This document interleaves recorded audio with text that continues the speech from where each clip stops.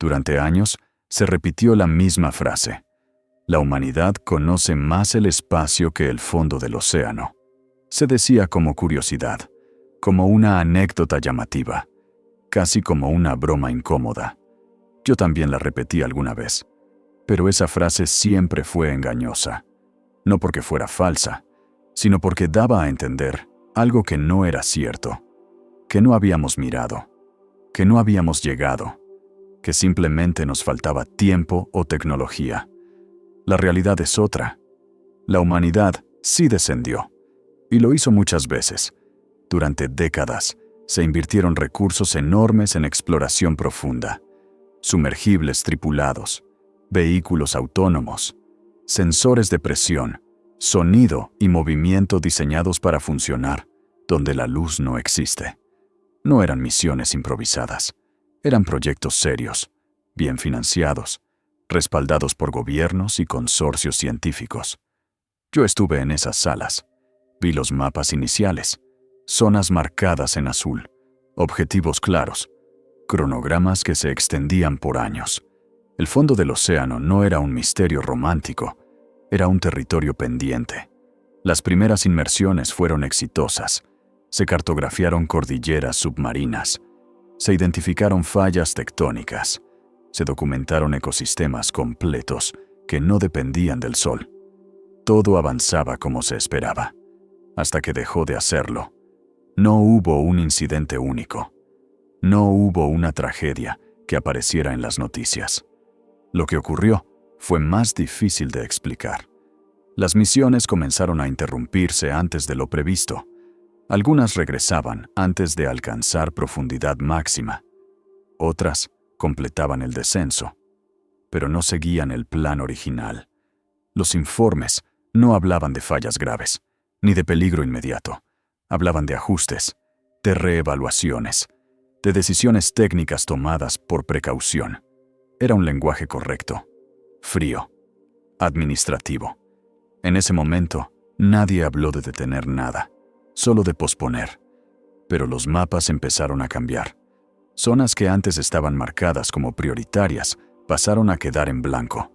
Sectores completos dejaron de figurar en las planificaciones futuras. No se borraron, simplemente no se volvieron a mencionar.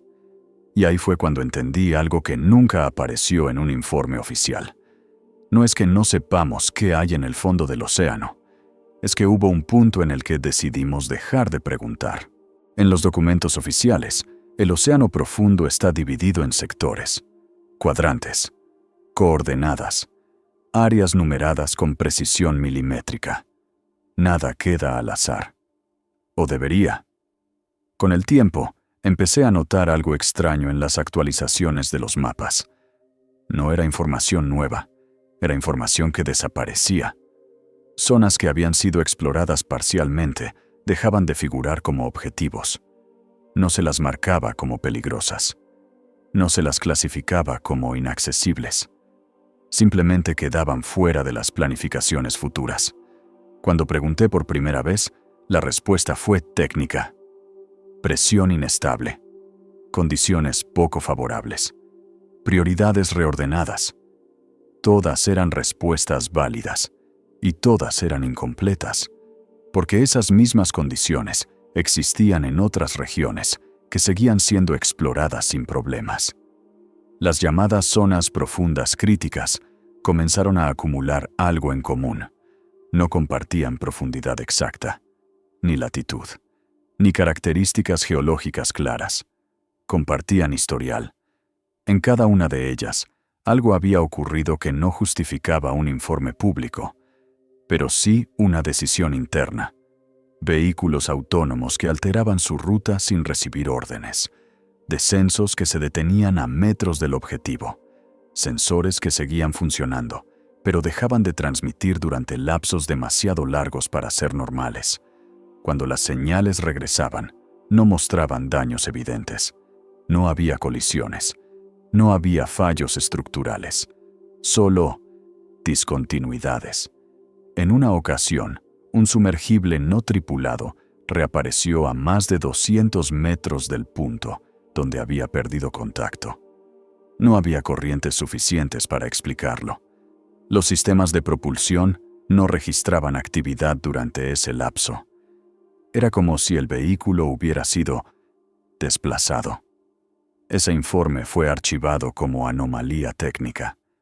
No se repitió públicamente, pero internamente empezaron a circular comparaciones, casos aislados que, puestos uno junto al otro, dejaban de parecer coincidencias. Las zonas afectadas recibieron nuevas etiquetas internas, no nombres, códigos. Y con los códigos llegaron las restricciones. Primero, limitaciones de tiempo. Luego, límites de profundidad. Finalmente, exclusión total de misiones activas. No hubo una orden escrita que dijera no bajar. Nunca la hubo. Lo que hubo fue algo más efectivo: la ausencia de nuevas aprobaciones. Los proyectos no eran cancelados. Se quedaban esperando revisión. Meses, años, hasta que dejaban de ser relevantes. Recuerdo una reunión en particular, breve y tensa. Un mapa proyectado en silencio, varias áreas marcadas sin color. Alguien preguntó si esas zonas volverían a estudiarse. Nadie respondió de inmediato, y ese silencio fue la respuesta. Los registros no mienten. Pueden ser mal interpretados, pueden ser incompletos, pero no improvisan. Eso fue lo que más nos inquietó cuando empezamos a revisarlos en conjunto. Al principio, cada incidente había sido tratado como un caso aislado, una interferencia, un error de calibración, un problema de sincronización. Nada grave por sí solo. Pero cuando alguien decidió superponerlos, algo cambió. Las grabaciones de audio de distintos sumergibles, captadas en años y regiones diferentes, compartían patrones. No sonidos idénticos, patrones. Ritmos que no correspondían a actividad tectónica. Variaciones de presión que no coincidían con corrientes conocidas. Pulsos que aparecían y luego desaparecían sin transición. En video, el problema era distinto. Las cámaras no captaban criaturas, no mostraban movimiento evidente, mostraban ausencias, zonas del fondo donde la visibilidad se alteraba sin razón física, sombras que no proyectaban origen, sectores donde el sonar marcaba estructuras, pero la imagen no confirmaba nada. En una grabación específica, el vehículo descendía de forma estable. El terreno era plano, sedimento fino. De pronto, el altímetro indicó una variación abrupta, como si el fondo se hubiera elevado varios metros. La cámara no mostró nada distinto, pero el vehículo corrigió su posición automáticamente, como si algo hubiera cambiado, solo para los instrumentos. Ese registro fue etiquetado como incongruencia de sensores. Hubiera quedado ahí, si no fuera porque el mismo fenómeno apareció en otros descensos. Siempre igual. Primero, una lectura que no encajaba. Luego, una corrección automática. Después, silencio parcial en la transmisión. No total. Parcial.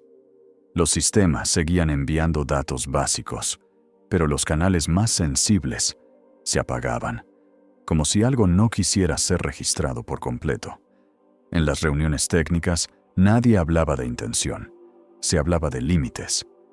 Tal vez estamos alcanzando un punto donde nuestros instrumentos ya no son confiables. Era una explicación razonable, hasta que alguien comparó los datos con registros históricos. Zonas que hoy evitábamos habían sido mapeadas décadas atrás, no con la misma precisión, pero sí lo suficiente. El fondo no había cambiado. Las lecturas, sí. Eso nos dejó con una pregunta que nunca apareció en ningún informe oficial.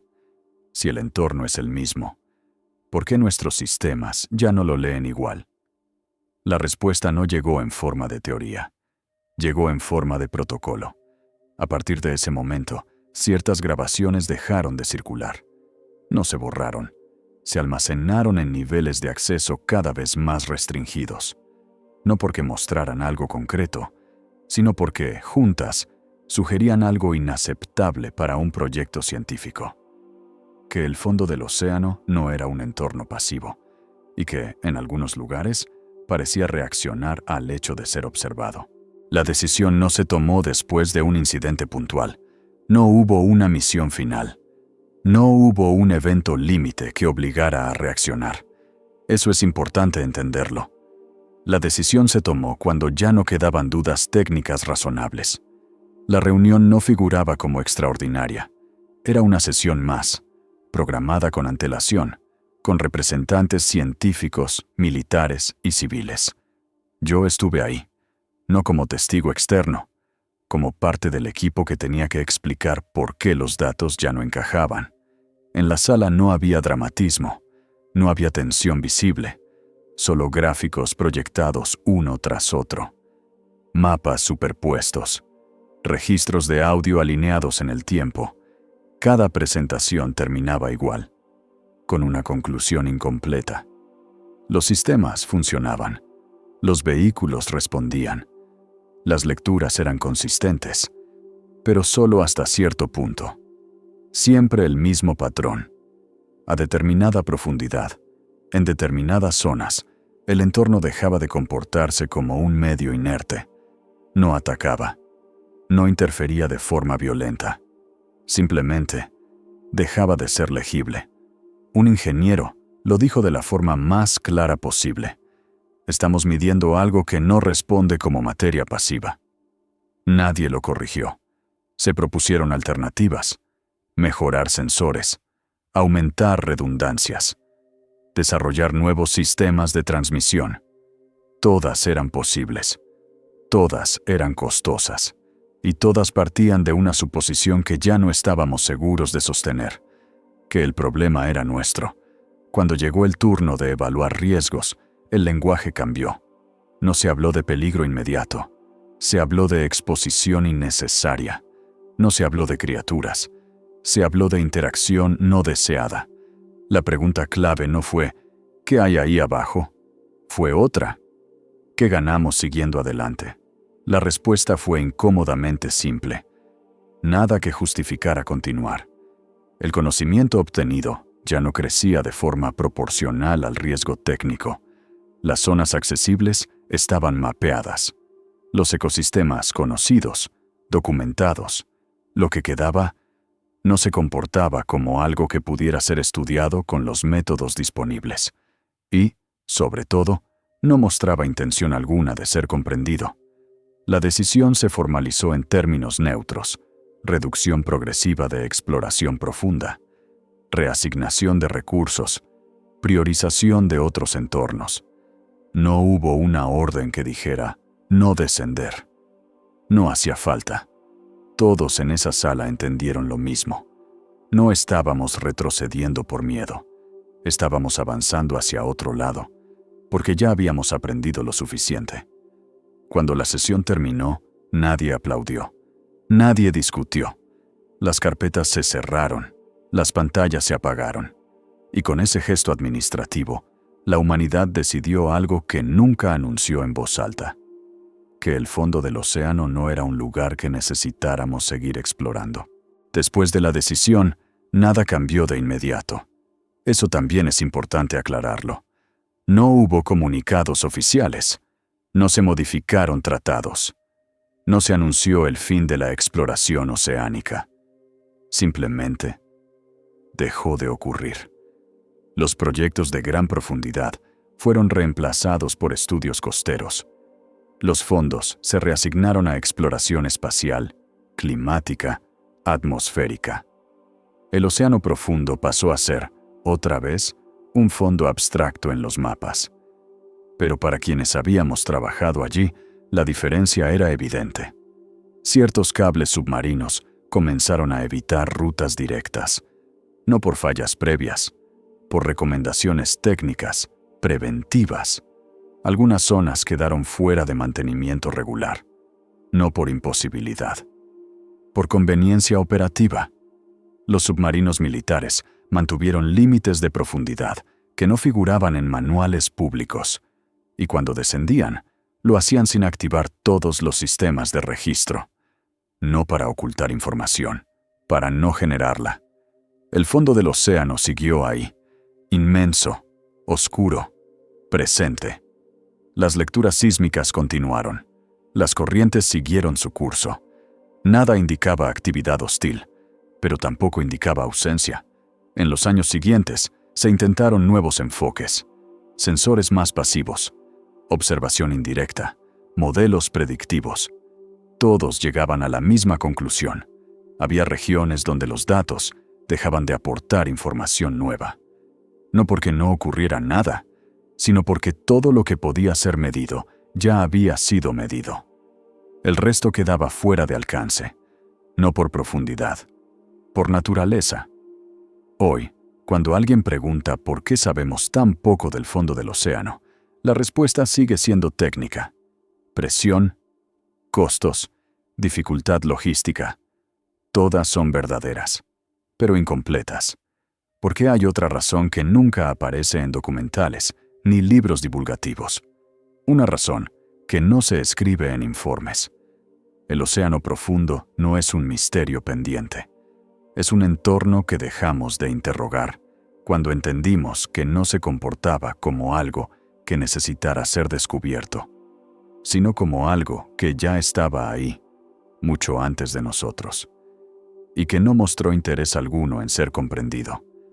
No miramos al fondo del océano no porque no podamos, sino porque, en algún punto, entendimos que seguir mirando no iba a darnos respuestas, y sí podía cambiar la relación entre nosotros, y algo que nunca pidió nuestra presencia. El océano no nos expulsó, no nos amenazó, simplemente permaneció, y eso fue suficiente. Si te gustaría escuchar más historias como esta, déjalo en los comentarios.